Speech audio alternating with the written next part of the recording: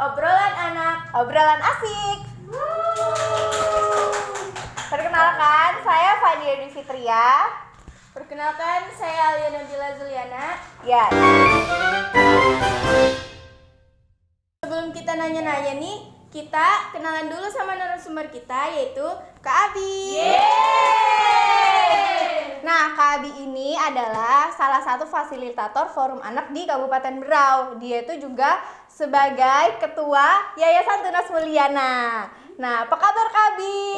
Alhamdulillah. Jadi hari ini kita mau berbicara tentang infrastruktur ramah anak. Siap. Menurut Kak Abi sendiri nih, infrastruktur ramah anak yang ada di Kabupaten Berau itu udah sejauh mana sih perkembangannya?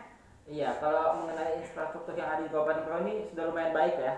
Nah, ini terbukti dari setiap tahun pemerintah itu sudah komitmen untuk menjadi kabupaten layak anak. Jadi pembangunannya sudah cukup baik. Terbukti sudah ada zona aman anak sekolah, terus sekolah ramah anak sudah mulai diperbanyak. Ada sangat banyak sekolah ramah anak. Mungkin teman-teman yang ada di studio ini mungkin sudah mulai banyak yang sekolahnya sudah ramah anak ya Pani. Jadi itu adalah salah satu komitmen dari pemerintah untuk infrastrukturnya ramah anak. Ini pun setiap kali ada program ramah anak yang kami ikutin, itu PU pun sudah dilibatkan untuk pembangunannya. Jadi zona aman anak sekolah, fasilitas jalan kita sudah walaupun belum standar ya, sudah mulai ke arah sana. Walaupun perlu banyak waktu sebenarnya untuk supaya semuanya menjadi ramah anak. Seperti itu. Kalau menurut Kabi ya. Yang kedua, infrastruktur apa aja yang harus dilengkapi dan dikembangkan di Berau ini? Wah, kalau dikembangkan sangat banyak ya, soalnya kalau cakupannya tuh sangat banyak. Masih banyak yang belum ramah anak kalau menurut Kabi. Sekolah-sekolah kita pun masih menuju, semuanya masih menuju. Belum ada sekolah yang ditetapkan sebagai sekolah ramah anak karena semuanya masih menuju. Mulai dari jenjang PAUD sampai jenjang SMA itu semuanya masih menuju. Jadi itu saja yang harus dilengkapi sebenarnya selengkap. Terus jalan-jalan kita itu masih banyak. Kita belum punya halte yang memadai untuk anak-anak tunggu itu belum banyak. Terus zona aman sekolah itu masih sedikit sekali di Kabupaten Berau, khususnya di Tanjung ya. Itu masih sangat sedikit. Terus belum lagi rumah ibadah kita juga pun belum ramah anak. Masjid, gereja, kelenteng, pura dan lain sebagainya pun belum ramah anak. Masih ingat kan waktu kita masih kecil dulu kalau kita main, anak-anak main lele-lele di masjid pasti diomelin. Padahal itu sebenarnya itu tidak ramah anak. Sebenarnya kalau ramah anak, anak-anak difasilitasi di masjid harus ada tempat bermain. Oh, gitu. Ya harus. Jadi anak-anak sudah terbiasa main itu di masjid, ngapa-ngapain di masjid, berkegiatan di masjid. Jadi anak-anak kecil ini yang mensejahterakan masjid. Kalau Kabi boleh berpendapat, jadi seharusnya di masjid itu ada perpustakaannya, ada tempat bermain anak. Jadi anak-anak nyaman ya, anak-anak tuh jadi ada anak-anak ada tempat mainnya. Jadi tidak main di tempat saat kita sholat. Itu kan sebenarnya dilarang kan, bermain di tempat saat kita sholat. Tapi ketika masjid itu ramah anak, mereka punya tempat bermain anak. Nah, tempat bermain itu bisa dimaksimalkan anak-anak untuk main. Betul-betul untuk main. Mereka main di situ, orang tuanya sholat. Jadi nggak mengganggu kan? juga. Jadi mengganggu kan.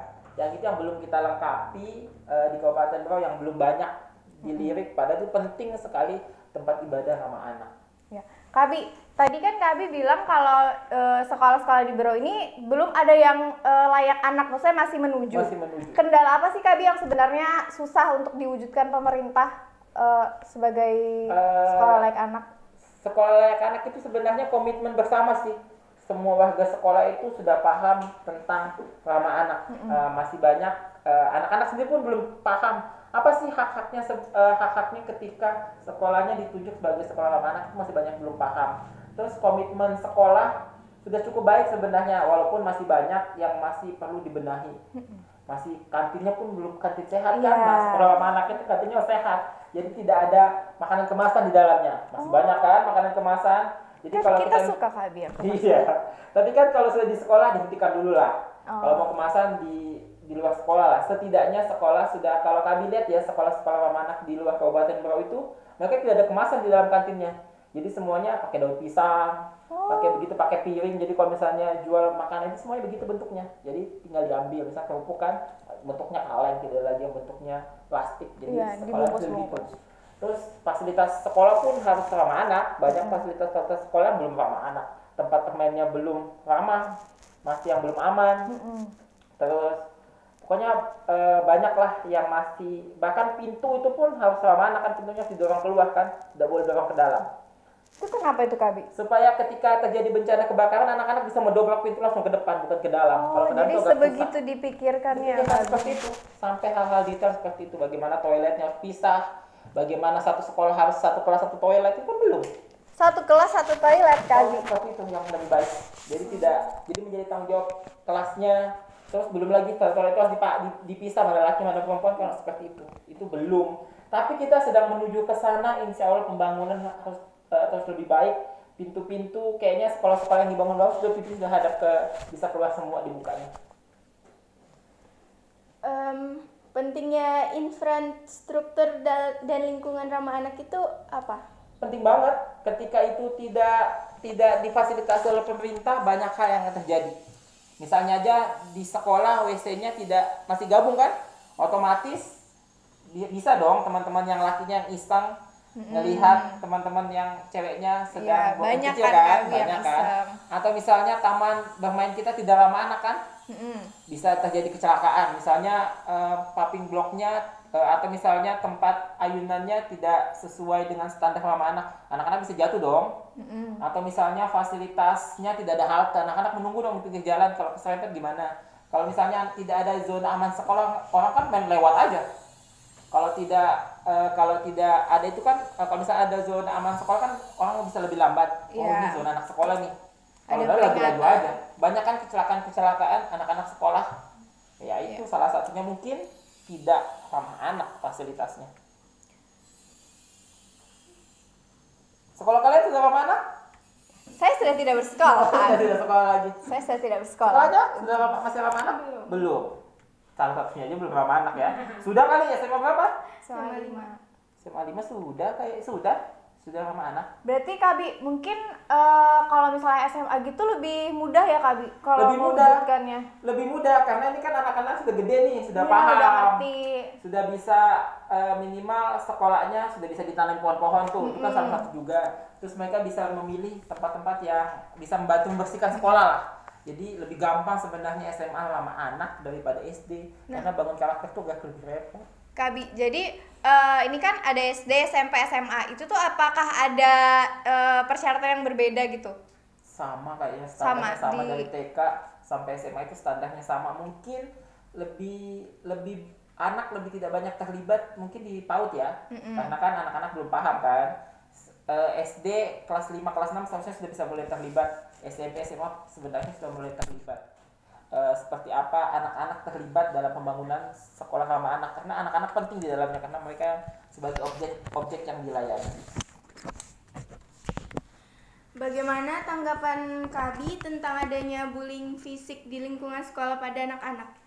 Nah, ini juga salah satu hal yang lagi in ya, bullying terhadap anak di sekolah.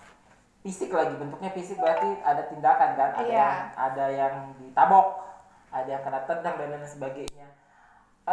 Ya ini termasuk salah satu penganiayaan ya hitungannya kalau sudah bentuknya fisik ya. Jadi sebenarnya sudah masuk kasus perdata atau kasus hukum. Tapi kan korban dan pelakunya anak, pasti ada mediasi. Jadi ini sebenarnya ya itu tadi harus diputus mata rantainya. Kalau tidak diputus akan kejadian lagi karena bullying itu kan ada saksi nih. Saksi bisa jadi pelaku ke depannya. Iya. Wah, dia enak banget ya mukulin orang sebagai pelampiasan emosinya.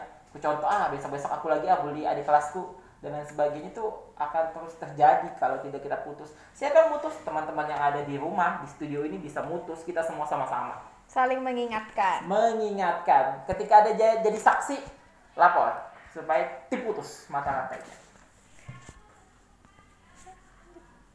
Apakah infrastruktur anak harus ada di daerah-daerah di kota? Bukan hanya di kota ya, wajib di kampung pun wajib. Jadi kita sudah lagi memfasilitasi bahwa forum anak kampung itu mampu menyuarakan suaranya sehingga fasilitas-fasilitas di kampung juga ramah anak. Banyak kan kampung-kampung ini sudah mulai loh punya perpustakaan. Jadi perpustakaannya pun harus ramah anak, perpustakaan kampungnya sudah mulai punya taman. Mereka sudah mulai punya taman loh. Ada beberapa kampung yang sudah mulai punya taman anak. Terus kita juga fasilitasi bahwa kampung-kampung itu harus ada forum anak kampung. Kenapa? Supaya anak-anak ini punya wadah partisipasi. Itu paling penting dalam pembangunan ramah anak. Jadi kalau fasilitas ramah anak itu tidak hanya di kota, wajib juga di kampung. Karena kampung ramah anak atau desa ramah anak itu sudah mulai ada dari desa, kecamatan, sampai kabupaten, provinsi, dan kita wujudkan idola Indonesia ramah anak. Indonesia layak anak. Indonesia layak anak. Kabi, kalau misalnya kita berbicara tentang fasilitas tadi kan, misalnya kalau di jalanan, itu tuh contohnya apa sih Kabi yang jalanan layak anak gitu? Jalan layak anak yang pertama ada trotoar tempat anak-anak jalan. Jangan sampai tidak ada trotoar anak-anak jalan pinggir jalan, itu kan bahaya sekali. Terus ada tempat penyeberangan jalan. Kalau kita kan tidak perlu tuh si jembatan penyeberangan jalan, berapa sih kapasitas mobil kita yang lewati, tidak perlu, minimal ada zebra cross lah. Yang sudah, ini kan garisnya pada pudar tuh.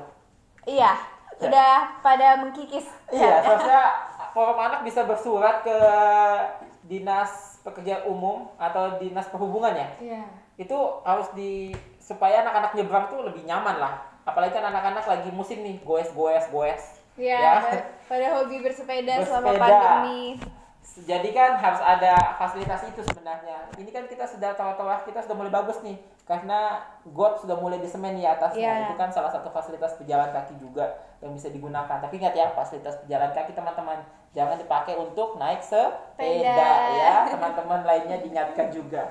Jadi ini harus kita jaga sama-sama nih. Terus ada zona tadi aman sekolah juga menjadi fasilitas. Terus teman-teman difabel juga sekarang sudah lihat kan depan Masjid Agung ada jalan yang ada titik-titiknya. Nah, itu untuk teman-teman difabel tunanetra sehingga bisa jalan di situ.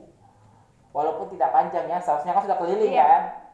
Bagaimana mereka mau jalan? Kemarin kita diskusi sama Bupati, dipakailah sama teman-teman tunanetra. Bagaimana mau dipakai Pak, segitu doang jalannya? Iya betul. Terus mereka dari rumah nabrak dong, masih banyak yang masih bolong-bolong kan. Jadi itu tadi di depan SLB pun ada dipasang sepanjang jalan. Mas sepanjang jalan itu aja anak jalan kan nggak mungkin. Jadi belum maksimal sih dipakainya. Soalnya Pak Bupati nantain ada yang pakai kah? Bapak sampai mana jalannya? Kalau sudah jauh kan bisa dipakai, bisa sampai depan rumahnya, sampai fasilitas publik kan bisa. Ini kan masih setengah-setengah kan. Tapi terus kita ingatkan pemerintah kok untuk membangun sekaligus. Jadi kalau Kak Abi sih bilang kalau sudah ramah disabilitas itu pasti ramah anak. Karena standarnya kan kalau sudah ramah sama penyandang disabilitas pasti ramah banget sama anak. Iya. Kabi, jadi kalau misalnya nih ada suatu tempat, misalnya aja satu sekolah yang itu tuh nggak ada sama sekali infrastruktur yang bisa dikatakan ramah anak. Itu apa sih Kabi dampak yang kita bisa lihat nih? Ini pasti nggak ada nih. Dampaknya sih macam-macam ya. Kalau misalnya pasti yang jelas yang dirugikan adalah anak-anak. Yang jelas ketika sekolahnya tidak ramah anak. Jadi ketika ada kasus bullying akan berhenti di situ aja, nggak ada tindak lanjutnya. Ketika terjadi kasus, ketika sekolahnya ramah anak, sekolahnya sudah tahu nih harus melakukan apa, menghubungi siapa. Sudah ada prosedurnya, SOP-nya, aturan yang jelas. Ketika misalnya terjadi bullying, ketika terjadi tindak kekerasan seksual di sekolah, ini sudah ada nih SOP-nya, mau ngapa-ngapain aja, siapa yang harus dihubungi. Ketika tidak ada, kasusnya akan lambat. Anak-anak menjadi korban lah. Semakin banyak korbannya jadi anak-anak. Jadi saya sarankan sih semua sekolah, walaupun tidak ditunjuk pemerintah ramah anak, ayo sama-sama komitmen dulu untuk bersurat ke dinas. Untuk kami siap nih sekolah kami ramah anak, apa yang harus kami lengkapi, minimal komitmen itu dulu. Kalau sekolah sudah komitmen, insya Allah akan banyak jalannya, insya Allah akan ada dana yang bisa dipakai. Tapi kalau sekolah sudah komitmen ya bisa apa, kecuali anak-anak bersuara ke dinas. Pak, kami mau sekolah kami ramah anak nih, kami bersuara. OSIS kan ngumpulin tanda tangan soal kami mau ramah anak, itu mungkin bisa dibantu, difasilitasi jadinya. Iya Kabi. Jadi selaku kita nih sebagai anak-anak ya Kabi, terlepas dari kita anak sekolahan dan lain-lain, kita adalah forum anak. Nah, apa sih Kabi tindakan yang bisa kita lakukan untuk gimana ya supaya infrastruktur ramah anak itu betul-betul terwujud gitu dari suara anak. Nah, ini buat teman-teman yang ada di rumah atau dimanapun yang menyaksikan tayangan ini, pesan Kak Abi untuk anak-anak yang ada di sana. Ini penting teman-teman, 2P ya, sebagai pelopor dan pelapor itu penting banget untuk sebagai pelopor dan pelapor infrastruktur ramah anak. Tapi bukan hanya itu, teman-teman juga harus menjaga. Ketika pemerintah sudah menyediakan, yuk sama-sama kita jaga, karena ini fasilitas bersama yang kita akan pakai, yang akan kita wariskan ke adik-adik kita. Jadi kalau kita sudah dikasih nih, misalnya kita dikasih yang bagus, terus kita seenak-enaknya aja pakai, terus kita nggak ngerawat, adik-adik kita pakai apa? Sama kan? Jadi percuma apa yang sekarang kita lakukan kalau tidak bisa dinikmati oleh adik-adik kita, dan mungkin sampai anak kita ya. Kalau misalnya anak-anak kita bisa dinikmati, luar biasa jeripaya teman-teman sebagai 2P. Jadi kalau misalnya ada yang belum, yuk kita ingatkan sama-sama pemerintah. Kita bisa bersuara melalui forum anak. Jadi kita bisa mengingatkan pemerintah, Pak, kayaknya kurang ini deh. Melalui surat kita ya, tertulis, jadi resmi. Jadi misalnya, Pak, kayaknya zona aman sekolah, kayaknya di depan sekolah saya perlu deh. Soalnya teman-teman kalau fotokopi nyebrang jalan. Iya. Terus fotokopi nyebrang jalan, terus teman-teman banyak yang masih jalan kaki, kok sekolahnya depannya masih got ya. Nah itu juga bisa bersurat ya. Jadi teman-teman sebagai pelopor dan pelapor itu penting sekali di forum anak untuk sebagai salah satu garda terdepan sebenarnya mengingatkan pemerintah tentang hak-hak kalian. Ya Kak Abi, mungkin itu aja ya Kak Abi yang bisa kami tanyakan, dan makasih untuk informasinya, untuk ilmu-ilmu baru. Terus tetap sehat buat teman-teman semua di rumah, tetap jaga kesehatannya. Tetap jaga jarak ya, cuci tangan, pakai masker kemanapun ya, biar jangan lupa ya. Oke, sekian dari kami. Forum Anak Bro, sehat, cerdas, berakhlak, mulia.